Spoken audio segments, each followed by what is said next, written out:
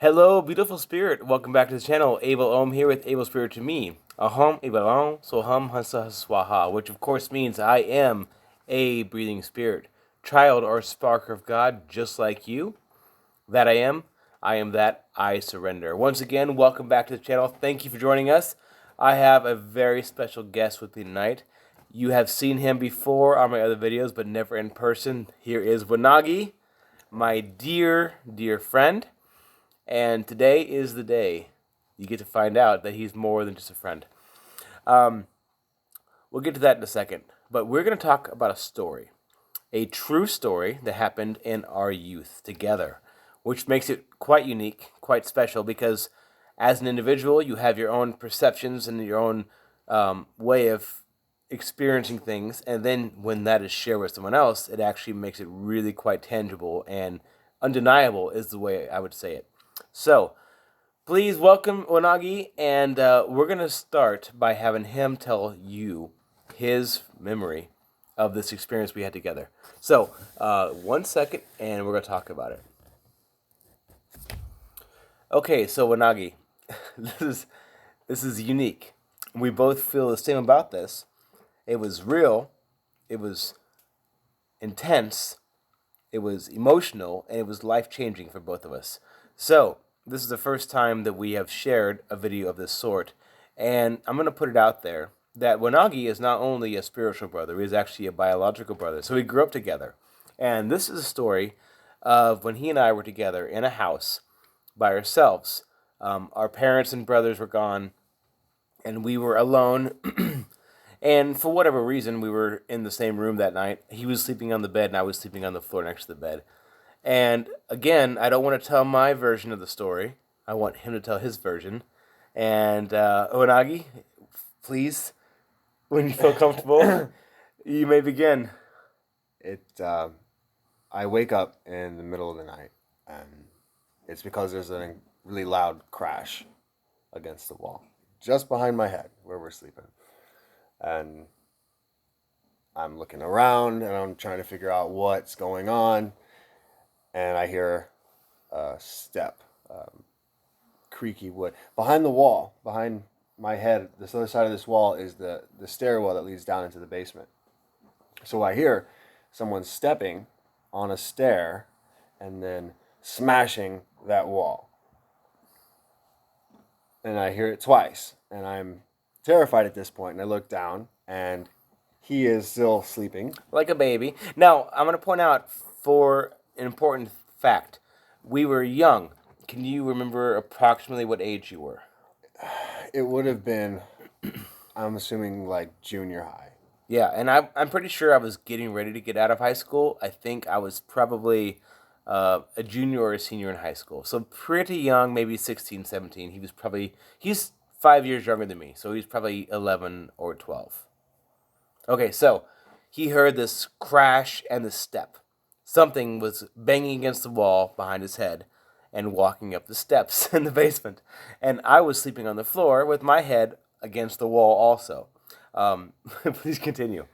And after the second time I hear this crash, I develop the nerve to wake him up. I start calling him. I don't remember if I had to shake you. I think I said your name, and you woke up. And I just pointed at the wall, and Now, I remember this vividly because I was looking at him going, what?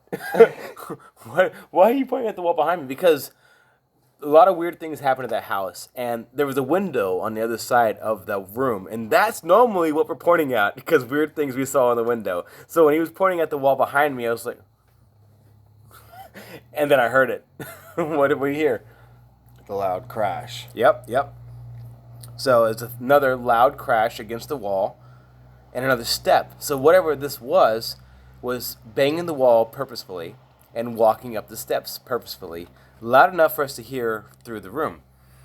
And again, there was no one in the house. Mom was gone. The brothers were gone. It was just us. This is your story first. So Didn't know what to say. Didn't know, like, what to ask you. Like, I think I could see in our faces, like, you didn't know what was going on until you heard the sound. And then I was like looking to you like, what do we do? And what did I do? You Turned white, didn't I? you didn't do anything at first. Whiter. At first you I did was nothing. You were completely still with fear, just like he was. Just disbelief, Yeah, unbelief that it was actually happening. taking it in. Like, what do you do in that situation when it's actually happening? And I don't know, but I think there was maybe one more crash on the wall. There was another crash in the wall, loud enough to get me off the ground and on my feet, as far away from the wall as I could, without being next to the window, which was, like I said, really not a good place to be either.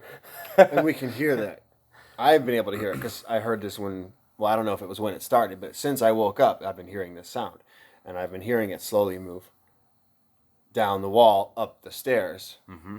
And then we finally hear that last crash that we can tell is against wood, that it's against the door. Right. So there was a wooden door on top of the stairs that we didn't lock. It was our house, and there was a lock on the basement door outside, so why would we lock that door? There was a little latch. You know, you can get latches for your gates, like a little metal latch, if you call it. And there was a pencil sitting in there, or a pen. I think it was a blue pen. A blue pen sitting in there. So if someone wants to break that open, you're not going to have to try that hard to break a blue pen in half, right? So we were pretty freaking scared. And me being the older brother, he was only a little guy, I took it upon myself to try to find a better seal for this lock. So I snuck past the door as quiet as I could, and I looked around the kitchen for anything I could find. And to this day, I forgot what I found. What did I find? It was a bolt. A bolt. I found a bolt. Woohoo! We're going from plastic to metal. That's a win right there, ladies and gentlemen. So we put a bolt in there. Yeah, you had me put my body weight against the door, as you figured you would be faster to switch the objects. And the door did open inward, right? I'm sorry, it were open toward us, not toward the stairs. Right? I can't remember. I can't remember either. It's gone now. But there was logic behind having my little brother put his weight against the door. I don't think I would have let him fall in towards the stairs. No, it was because you had to pull that pin and put the bolt in as fast as you possibly could. And I was terrified. And you're like, well, you've got your foot at the bottom of the door, bracing it down there, and I'm just helping keeping the door braced while you switch these two lock objects. Okay, so the end of the story is anticlimactic, but that's not the end of the video. The end of the story is we replaced the pin with the bolt, and what happened? Nothing. Jack happened. Nothing. The rest of the night. No lights, no sounds, no crashes. But at that point, we're already shaken up so much, we didn't need anything else to happen. We were on hyper alert mode at that point, right? We're arming ourselves. We're finding swords. We're finding knives. We're finding anything we could. Now we're high school and junior high boys, so we didn't have too many things anyway. We had household objects. We had like nunchucks. Yeah, fun stuff. Nunchucks and knives, and maybe a cigarette lighter. Anyway, so that's what happened. But the repercussions of this event rippled through our lives for years and years and years, and that's what this video is about. I would like to also point out that we did discover the next day, we checked, and the lock that held the basement door closed was never broken. That door was locked. That's an important point. That is part of the mystique, part of the problem, part of the reason why it plagued us for years is that it was locked from the inside, and we still heard this. We both witnessed it. It happened. It's not a question of imagination or dreaming. It happened. But there's no physical evidence. So what do you do? The mind can't comprehend that. The mind can't make sense of it. What do you do in that scenario? So the answer is that it plagues you. Any unanswerable question plagues you forever and ever and ever and ever. So we're going to now talk not about what happened then, but what it did to us, okay? Okay, so without even saying it, that's really weird, okay? Nightly stalking, basically. Let's fast forward a little bit. This part is not so much involved in Wanagi. Even more weird is that it involved me and another brother. Years later, like 2 years later, I went down to Texas to see my dad, my biological father, I should say, and my oldest brother. That's not even true. My older brother was there with me, and we were sleeping in a bedroom, separate beds, and I was next to the wall, and he was next to the closet.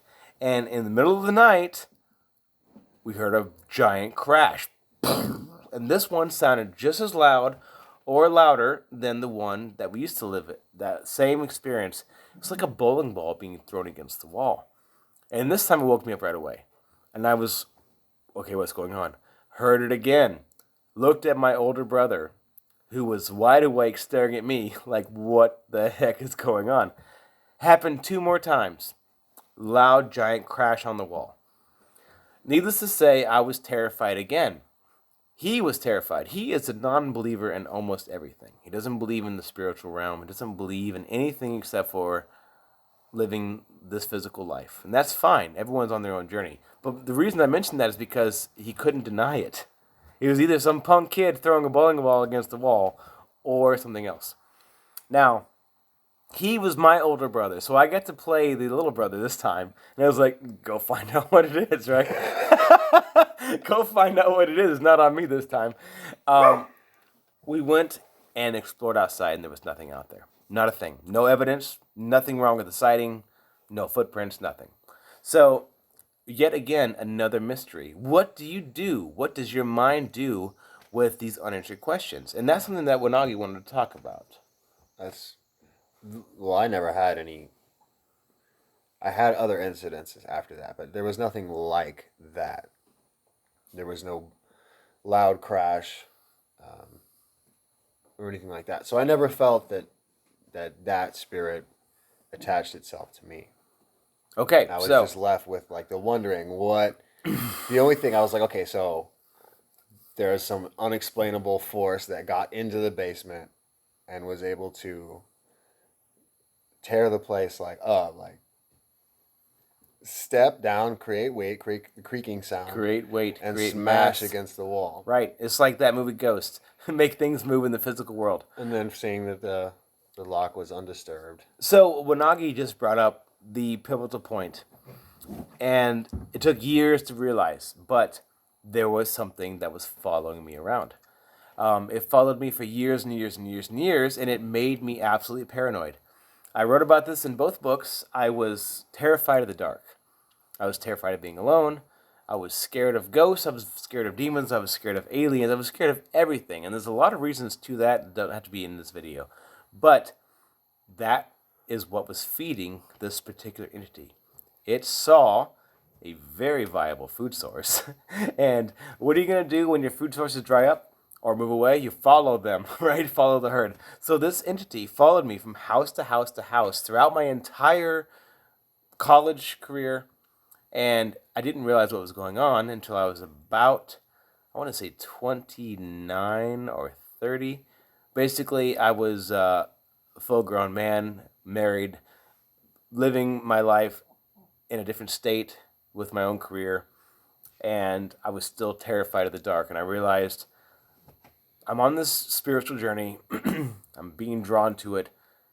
The first step is talking to someone about my fears. So I went to a spiritual counselor. Now, a lot of people talk bad things about spiritual counselors, and those people have either gone to bad ones or they haven't gone at all, okay? Because I myself have benefited magnificently from a spiritual counselor, and so has everyone I've spoken to actually went to a good one. So, first thing is, you should not feel bad or ashamed about asking for help, especially if someone is actually competent. They know what they're doing.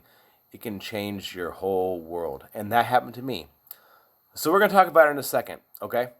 Is there anything you want to add real quick?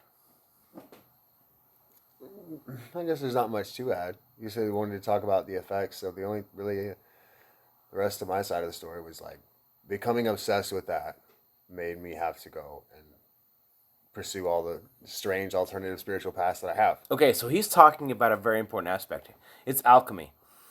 Thinking about that event in a negative way versus thinking about it in a positive way. You could think about how terrifying it was and how plaguing it was. But that made it a lasting memory. It made it so important that he felt absolutely drawn to discover the other side, the spiritual realm, the other possibilities that aren't explained by the mental and the science right now. So, in my mind and in his mind, I think it was a good thing. It was a great thing. Yes, it was terrifying. It was a lesson that taught us so well that it was unforgettable. And that's really a blessing if you think about it. If you can learn the same thing over and over and over again because you keep forgetting, or you can learn it once and never forget again. So, all right, so this video is already almost 16 minutes long. I'm going to sum this last part up quick, okay? 1 second. Okay, so the saga continues. Prepare yourself for weird. I went to this spiritual counselor, and I had some very basic questions like, why am I unhappy with my career? What can I do to make life better, etc., right? And what happened was that entity was there. Wouldn't you know it? The entity was there talking to me. And the counselor was like, is there someone else here you want to talk to? And I'm like, no. And he's like, well, these detectors tell me that wasn't a true statement. And I was like, okay, yes, there's something else here, but I don't want to talk to it. And he goes, well, you realize it's here for a reason. Like, oh, okay. So that dude was pretty legit. Anyway, I was forced to talk to this entity. I was forced to ask him if he had something to share with me. What he showed me was his life through his own eyes. I saw him with a family. His family was taken from him. They were being tortured in front of him by these beings. The best way I can describe them as weird-looking, tall, praying mantis beings with white lab coats. I know it sounds weird, so what? He was given a sole contract to do a particular type of life service to save them from worse. And after he agreed, he was shot through this tunnel. It was reflective. He could see his face, and I saw his face being scratched and burned and cut and manipulated. So my whole life, I was seeing this being that was scary, terrifying. And it's because it was done to him with the intent of scaring somebody. That was exactly the goal. It worked perfectly. So, I saw empathy for the first time in my life. Someone who had it worse than me and was forced to do something really, really bad to save his own family. He was forced to be terrible to save his family for love. So, the moral of the story is, it changed everything about my life. I changed my career because I'll no longer do anything I don't want to do out of feeling like I have to take care of my family and do something bad to do it. It changed my fear of other things. I'm no longer afraid of ghosts or demons or aliens because they're all just beings who are being tormented and forced to do things they don't want to do. It changed everything. So, am I afraid of this banging on the wall? I look at it as a test now, a test of my fear. If it happened tonight, what would I do?